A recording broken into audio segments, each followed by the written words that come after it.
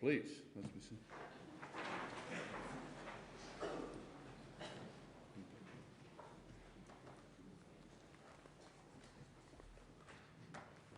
Always helps. Mr. Speaker, Mrs. Johnson, Ambassador, honourable friends, my lords, ladies and gentlemen, on behalf of the UK Parliament, it's my pleasure to formally welcome Mike Johnson, the 56th Speaker of the US House of Representatives, to the Palace of Westminster to mark the 250th anniversary of the American Declaration of Independence, which will fall on the 4th of July 2026. Of course, you and I have met on several occasions at the G7 Speakers' Conferences, but it's always been a pleasure as the 158th Speaker of the House of Commons to welcome a fellow Speaker to the Mother of Parliaments. Yesterday, we had a chance to chat over a cup of tea. Our first trade dispute was over tea at the Boston Tea Party. We've only just about forgiven you for that trade dispute, so I'll say no more about any others. Mr. Speaker, our journey from adversaries to close allies is a testament to the resilience and mutual respect. Let me take you back in time. Our cross-Atlantic relationship began more than 400 years ago, just down the road from here. The founding fathers set sail on the Mayflower for the London port of Rotherhithe in 1620 for the New World. Their courage built a bridge across the Atlantic of ideas and shared values, which continue until today. In fact, the Pilgrim's military advisor, Miles Standish, was from my very own constituency of Duxbury in Chorley. We've got to get Chorley in. St. Lawrence's Church, Chorley, where his family worship still stands, as does the pew they sat in and the crypt that his family is buried in. Interestingly, that same church still bears the US flag that was presented by the United States Army Air Force in 1945. After tens of thousands of American servicemen passed through Washington Hall in Chorley during the Second World War and shared their Thanksgiving events, baseball games, sweets, nylons, rations with local people. And local wives are now living in America. The streets in my constituency, such as Miles Standish Way, Washington Lane, are a testament to our long connection. As I prepared for this occasion, I've been reflecting on events which led up to and followed the Declaration of Independence and the ways in which the vision of the Founding Fathers and the Constitutional Convention have led to our two countries to share values, but very different systems. The War of Independence effectively began in 1775, a year before a declaration was made. It was not officially ended until the Treaty of Paris in 1783.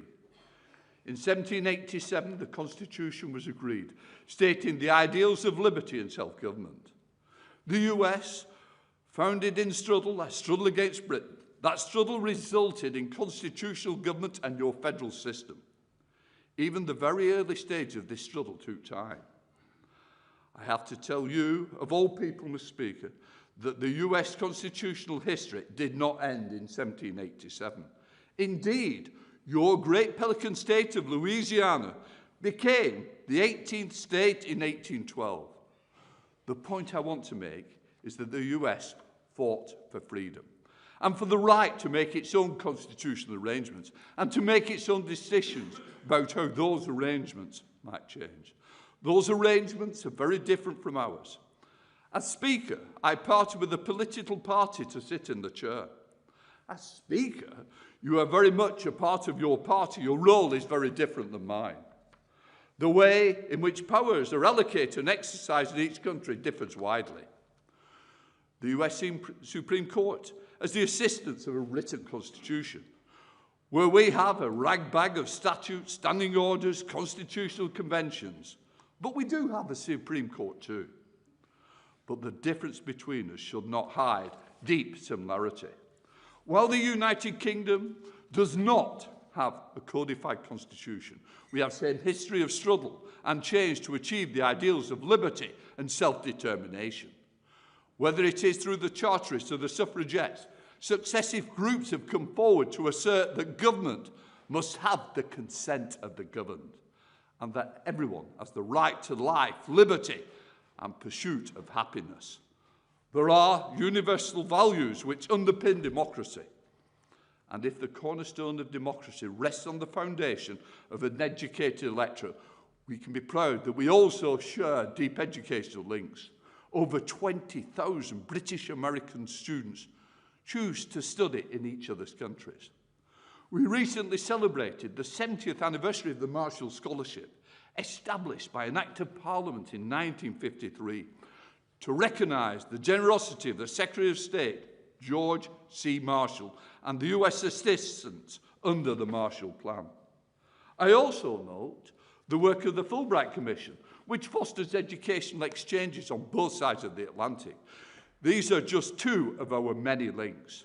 Our trade ties are similarly deep.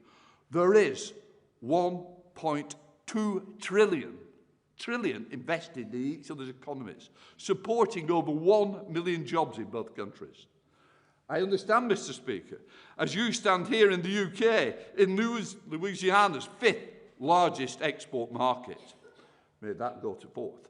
Likewise, the UK and the US share a unique defence bond forged in history, from standing shoulder to shoulder in 2 world wars, fighting together in Korea, the Gulf and Afghanistan as well. This enduring partnership underpins NATO and remains the cornerstone of our collective security.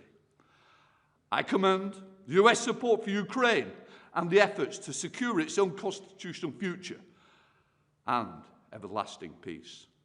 As we face new global challenges, the UK and the US will need to continue to stand together as partners and allies and friends, to bring peace to the Middle East and peace to Europe, and to support democracy across the world. And it is a dangerous world. This is about the democratic world versus the undemocratic world. We must not allow the undemocratic world to gain even more ground they have already. We must fight the values of democracy across the world through peace and conversations. Let us go back 50 years. Her late Majesty, Queen Elizabeth II, made a historic visit to Philadelphia to mark the bicentenary of America's independence. That visit, described by Her Majesty as a joyous celebration of British-American friendship. In 1976, the late Queen brought with her back the bicentennial bell, a gift from the people of Britain to the people of the United States, inscribed, "Let freedom ring." This celebrated the common cause of freedom, uniting our two countries, and was cast in the Whitechapel Bell Foundry in London, the same foundry that created the original Liberty Bell and our own Big Ben. Our shared values and our shared language has transformed our relationship from one conflict to one of close friendship and cooperation. Although, of course, our language is not universally the same and can be confusing. You know, I still say Caribbean, you may say Caribbean. We've got history on our side. So while I wish you, your football team, the LSU Tigers, lots of luck with the next season, my soccer team, Bolton Wanderers, continue to strive for a higher place in League One. However, I think both teams have coaches under pressure to get their teams back to form. But of course, the true sport is rugby league.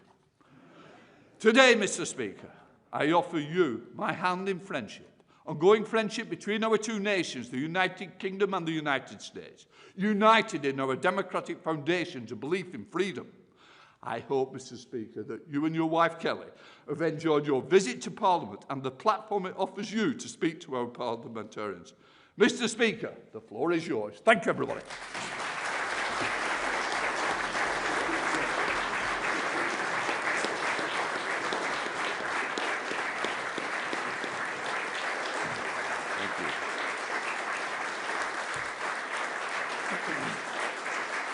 Thank you.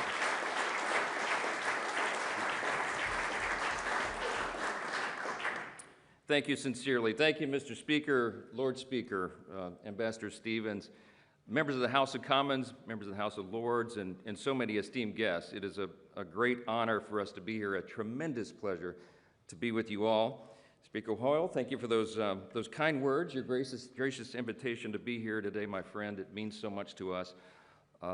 It's a real detriment to follow Speaker Hoyle. I don't like to do this. At the G7 speakers meetings, I just want you to know, when he gets wound up and going, it's just like Churchill, and it goes on and on and on.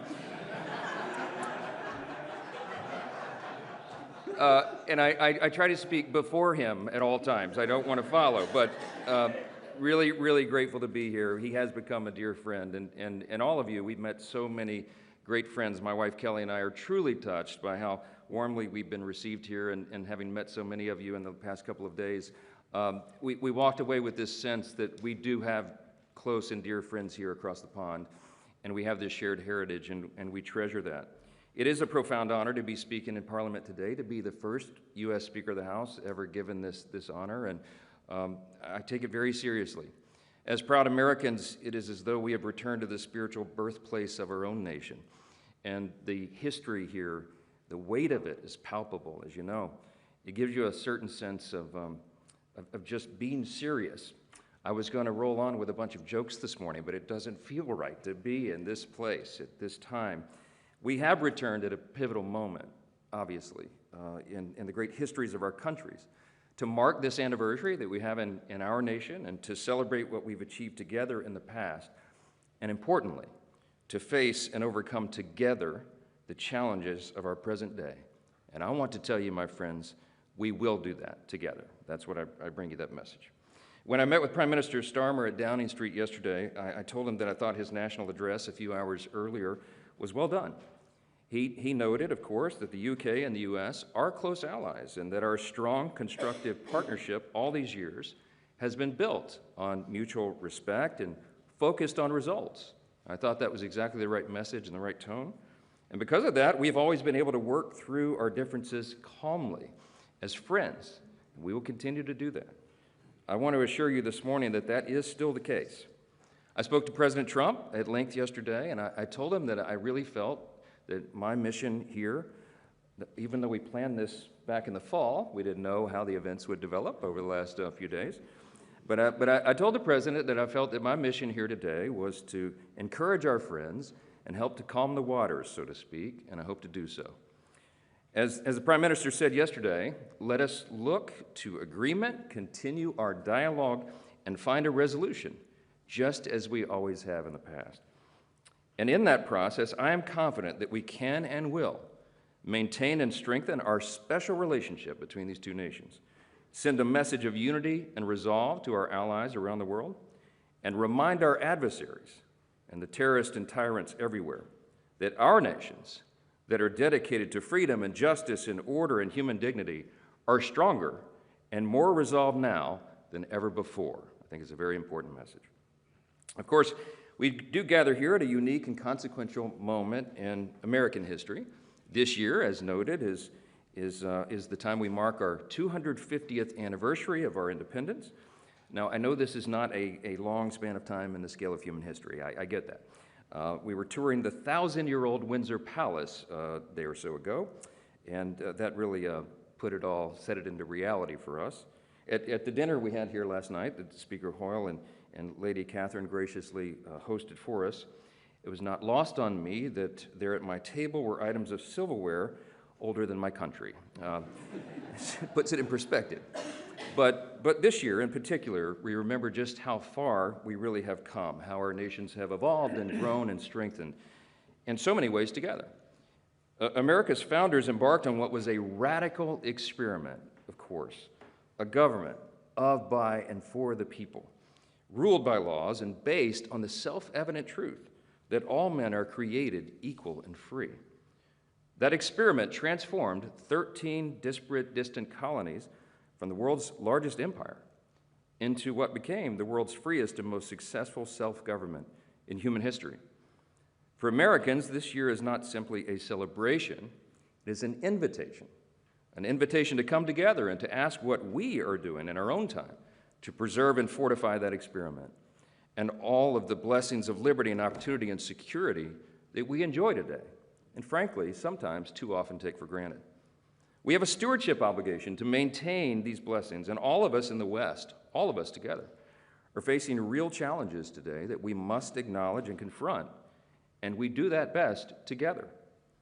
Across the pond, Congress and the Trump administration have been working very hard. We're trying to usher in a new golden age for our country, as we say.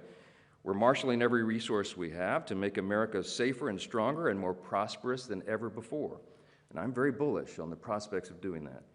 We must do this because we know those hostile to the West and to our shared values are engaging in increasingly sophisticated forms of subversion and espionage. We see China, Russia, and Iran grow more aggressive and emboldened as they intensify their efforts to exert economic, political, and military influence around the world. We see a callous disregard for basic human rights, new provocations, and even the theft of intellectual property on a scale like we have never seen before. Clearly, President Trump is taking seriously the modern and dynamic threats that China and Russia pose to our global security, especially in focus the last few days as it relates to the Arctic.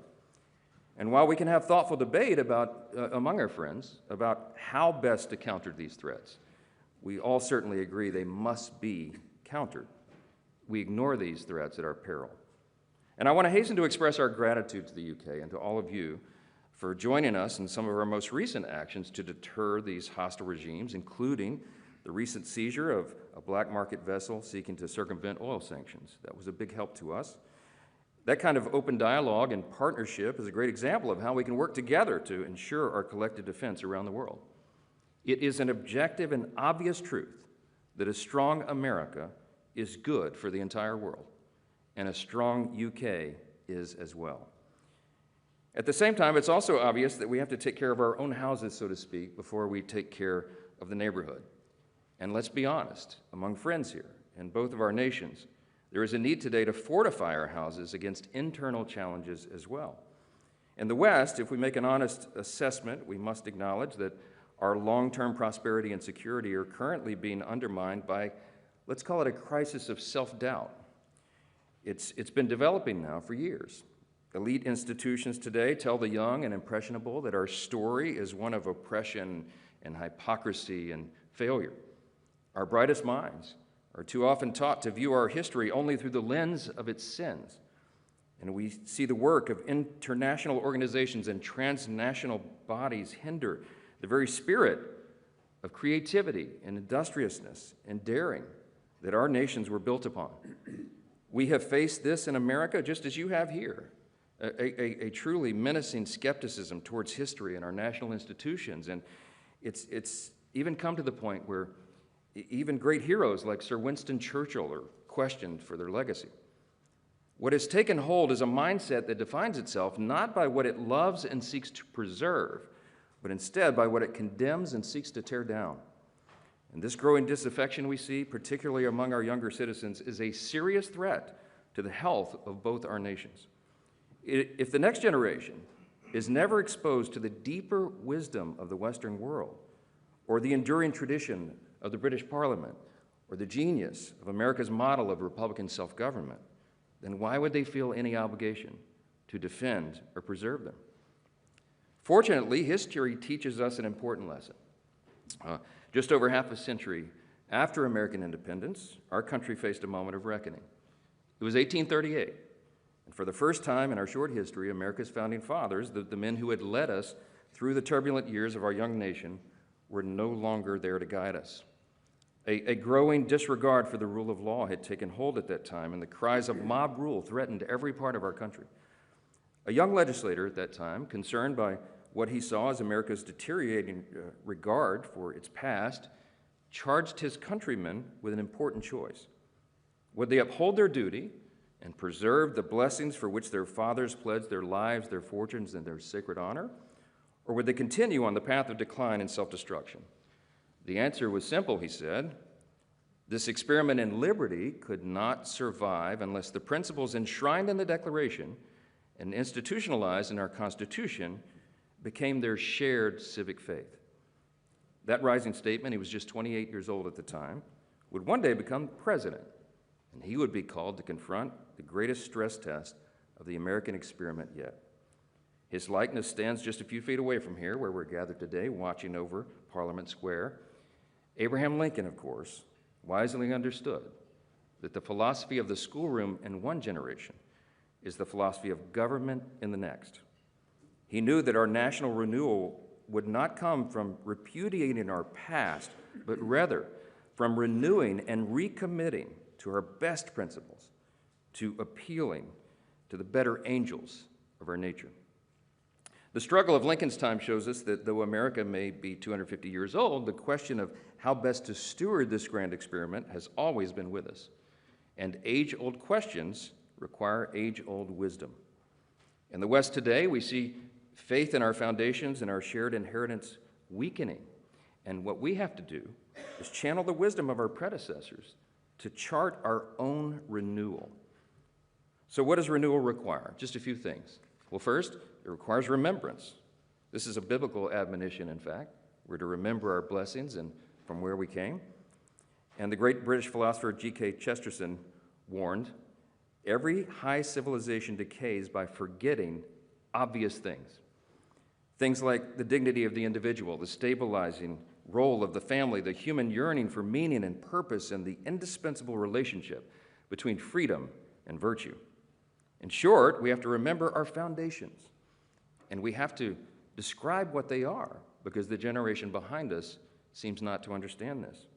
As Chesterton observed, America was founded on a creed that was set forth, he said, with dogmatic and theological lucidity in the second paragraph of the Declaration of Independence. We hold these truths to be self-evident, that all men are created equal, endowed by their Creator with certain inalienable rights, that among these are the rights to life, liberty, and the pursuit of happiness. That profound acknowledgement of obvious and undeniable truth shook the foundations of Western democracy and with it the course of human history. Our founders recognized that all of us are made in the image of God, and because of that, every single person has inestimable dignity and value. And our value is not related in any way to the color of our skin or what town or village we hail from, what our talents are, etc. Our value is inherent because it is given to us by our Creator. We built an entire nation upon that premise. And just as our citizens are endowed with God-given and unalienable rights, all nations and all people should adhere to the obvious laws of nature and of nature's God, as our documents say. In his farewell address, the father of our country, George Washington, gave all of his advice that echoes down through his countrymen, even today, and echoes down through the generations in reminding us how we would keep this republic, how we would keep this grand experiment in self-government. And he said famously, of all the dispositions and habits which lead to political prosperity, religion and morality are indispensable supports. And John Adams was our second president, and he said famously, our Constitution is made only for a moral and religious people. It is wholly inadequate to the government of any other. The late Prime Minister Margaret Thatcher put it even more simply. Freedom, she said, will destroy itself if it has no purpose. Lady Thatcher, just like our founders, understood that free societies that lacked a shared moral and civic foundation inevitably turn elsewhere to compensate. And that reminds us of another important lesson from history. A healthy renewal requires the participation and stewardship of each successive generation. Here, too, the example of the American Revolution proves so instructive. Our founders didn't seek to build a new nation on pure abstraction or mere ideology, nor did they abandon the brilliance of the British tradition, even if they opposed the empire itself. Instead, they drew on the joint inheritance of the English-speaking world, an inheritance rooted in the wisdom of classical thinkers, asserted in the Magna Carta, embraced in common law in the writings of John Locke, and articulated in the Bill of Rights of 1689. These principles found, in the words of Sir Winston Churchill, their most famous expression in the American Declaration of Independence. For Americans, our independence is not a rebuke of our British roots, but rather a renewal of what is best, the best of what Britain had to offer the world. If renewal requires remembrance and stewardship, it also requires responsible citizens. Strong institutions are essential, of course, but when people are taught that their lives are determined by systems and structures, responsibility quickly disappears, and with it, their purpose and their meaning. In both of our nations, we have too many people today on the sidelines, particularly younger generations. We should want our citizens involved, gainfully employed and contributing to their communities, of course. Stable and thriving societies need families that raise children. They need churches and communities that form character, and patriotic men and women dedicated to leaving their country better than they found it. The simple truth is that freedom cannot survive if we outsource our responsibility as citizens. And this is a fact that remains true at a national level. We cannot fail in our responsibility to protect our people and their security. Amongst our allies, we see the UK and Europe stepping up as faithful partners here, and I want to declare that today. Whether it's NATO's nation's historic commitment to raise their investment in defense, which we applaud, or the AUKUS alliance deepening its cooperation in submarines and undersea defense, our partnership is proving that nations can prioritize their individual interests responsibly and at the same time make strides towards strengthening alliances and preserving the freedom and sovereignty of our nation states. And our current U.S. ambassador to the UK, Warren Stevens, who sits here up here with me today, said it recently very well. He said, "America first does not mean and will never mean America alone." Finally, renewal takes courage. From the defeat of Napoleon to the heroic resistance to the Blitz, to the bravery of our soldiers in the liberation of Western Europe, the British people have given the world some of the greatest demonstrations of courage in human history. You are the heirs of Burke and Locke and Smith, the home of Shakespeare, the cradle of free speech. You are the birthplace of the Industrial Revolution and the nation that helped end the slave trade. And from these shores, you set sail to pioneer a new world built on British custom, British fortitude, and British law. Together, we, all of us, are the legacy of those ancient ancestors who came before us. Their courage is part of who we are, and we do well to remember that. Today, it takes our courage, clarity, and conviction to defend truth, just as our ancestors did. And it means being able to say that some things are true and good and enduring, and others are not. And to call evil and madness what it is. It means repairing what we see in clear disrepair, from restoring, for example, secure borders that protect from the real and measurable harms of mass uncontrolled migration, to pushing back on policies that erode our citizens' most basic liberties, especially the fundamental freedoms of speech and conscience. History teaches us we can never go down the road of censoring and silencing unpopular opinions because liberty is kept alive in the free marketplace of ideas. History further teaches us that the best solution to the problem of free speech is always more speech. And those being unjustly persecuted for exercising those freedoms, such as Jimmy Lai, the British national being held in Hong Kong, must be defended. And the U.S. stands with the UK as you work to free him. As we chart our renewal, America has no intention of walking alone. In fact, to do so would be self-defeating. More than ever before, we need the British people to be great and proud and patriotic, and you are. To work in close concert with us as partners and friends, and to defend the security of the Western world. That means secure borders. It means, obviously, serious investments in our shared defense and maintaining strategic strongholds around the world. And we will figure this out together. But again, the surest way that we protect this special relationship long-term is by renewing and recommitting to our foundational principles. As Churchill taught us, the strongest alliances are between kindred countries of kindred principles. What has always set us apart from the rest of the world, our commitment to liberty, our pursuit of excellence, our desire to put faith and family at the center of our lives, these are things that distinguish the free world from regimes that trample on the most basic principles of democracy and human dignity. While the West is not without its flaws, our greatest strength has always been our faith in human progress and our capacity for self-correction. Strong and lethal militaries matter, robust and thriving economies matter, but they mean little if we forget what we're fighting for. Churchill understood that the fate of the West would ultimately be decided not on the battlefield, but in the hearts and minds and souls of its people. And Ronald Reagan saw this a generation later. When he came to Parliament at the height of the Cold War, the first U.S. president ever to do so, his message was clear. He said the free world would prevail against the scourge of communism only if it recovered its confidence and resolve in itself. And today, I believe we stand at a similar moment. Together, our strength is real, and the fate of the free world rests on our will to defend and preserve it. Today, ultimately, our renewal depends on whether we, as leaders and citizens, equip the next generation, whether we arm them with the confidence to articulate the ideals of the West and the will to defend them, not to shrink into national reluctance, but to stand strong in national pride. Because our countries really do have an unparalleled heritage of achieving good and advancing mankind, both individually and in this trusted partnership. Thankfully, our special relationship has always proven much more powerful and enduring than the enemies we face. Together, we represent a common history and heritage, and the greatest, most free, most prosperous, most successful, and benevolent civilization the world has ever known. And it will endure only as long as we reject, decline, and recommit to our foundations. I'll leave you with the thought of Ronald Reagan one more. He said, freedom is never more than one generation away from extinction. We didn't pass it to our children in the bloodstream. It must be fought for, protected, and handed on.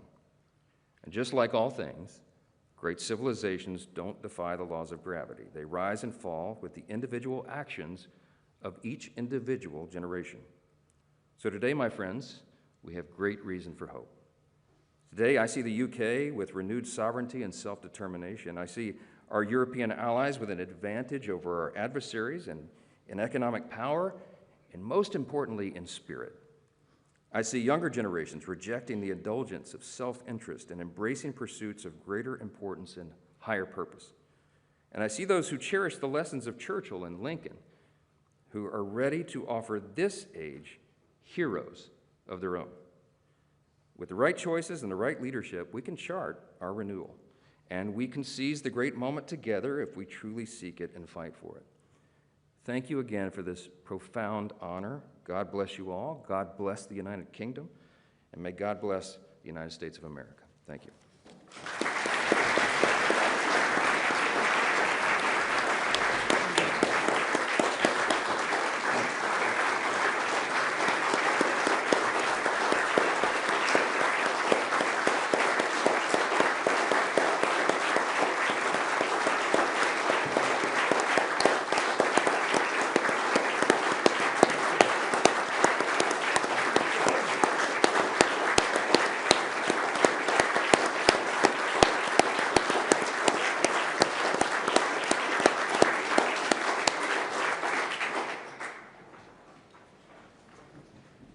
Mr. Speaker, thank you for your very sincere and profound talk to us this morning.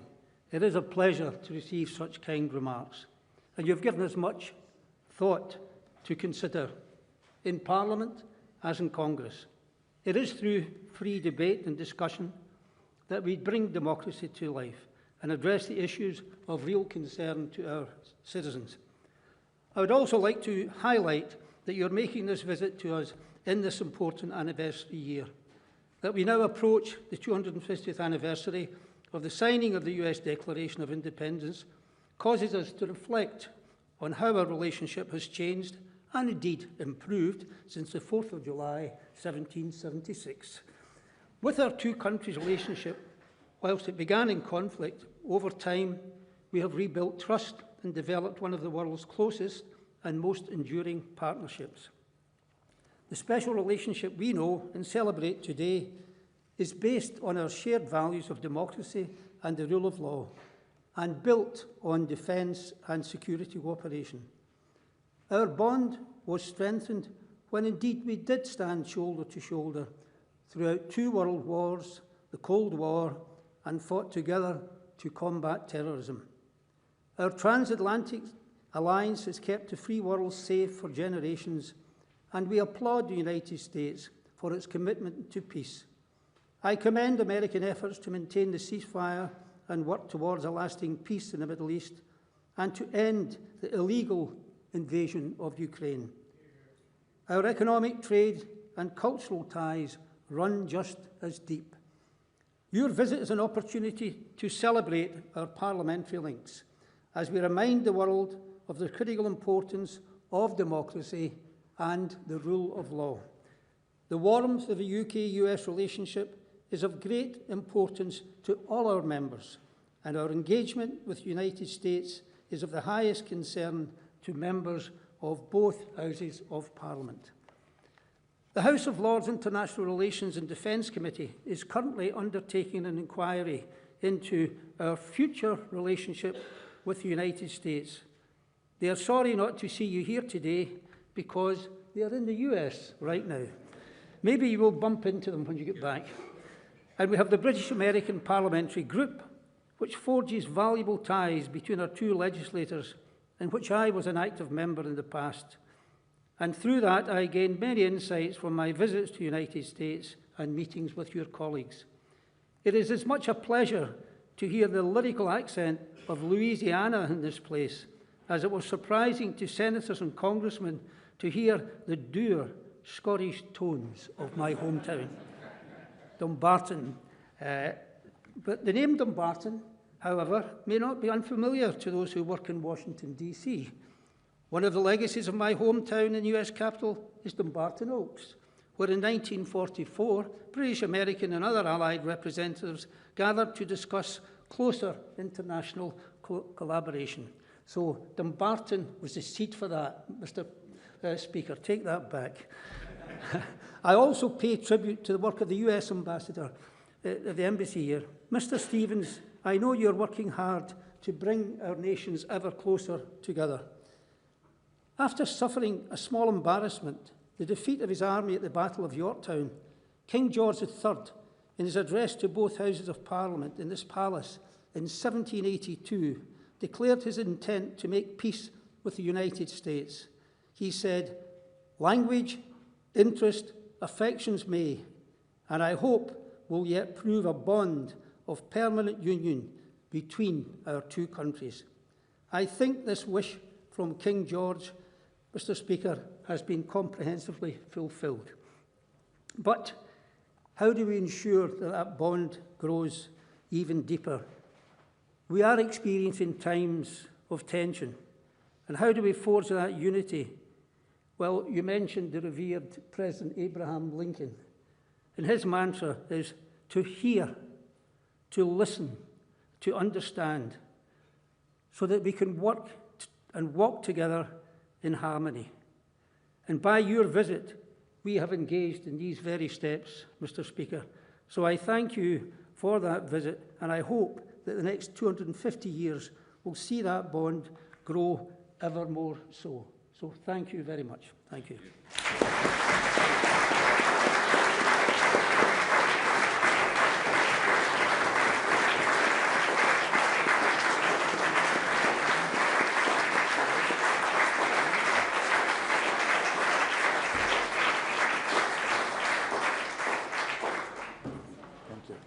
Thank you, Rob. Speaker.